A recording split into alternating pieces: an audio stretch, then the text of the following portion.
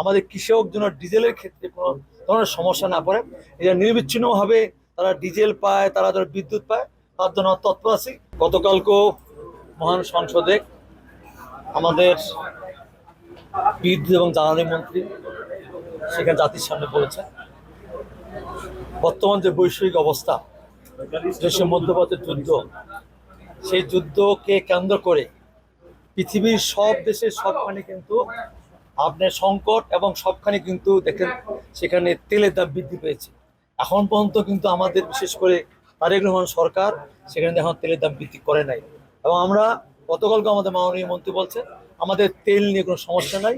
আমরা বিগত দিনে যেভাবে আমরা তেল বিভিন্ন জেলায় বিভিন্ন পাম্পে বরাদ্দ দিচ্ছি, বলতে তার চেয়ে বেশি দিয়েছি, সেই পরিসংখ্যানটা কিন্তু তুলে ধরেছেন।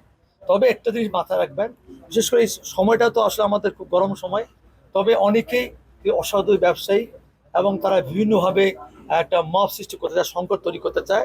ইনশাল্লাহ আমরা কৃষকদের যে কোনো বিষয়ে, বিশেষ করে এই অঞ্চলে যেমন পাট, আমাদের উচ্চমান্ত্রিক ইরিগেশন, এগুলো মাথায় রেখেই আমাদের কৃষক যেন ডিজেলের ক্ষেত্রে কোনো ধরনের সমস্যা না পড়ে, এটা নিরবিচ্ছিন্নভাবে তারা ডিজেল পায়, তারা যারা বিদ্যুৎ পায়, তার জন্য তৎপর আছি। এবং ইনশাল্লাহ এই বিষয়ে আমাদের কৃষকদের বা পাট চাষিদের কোনো সমস্যা হবে না। 200-র বেশি সার্ভিস ও ফিচারে লেনদেনের সব বিকাশ অ্যাপে সম্ভব।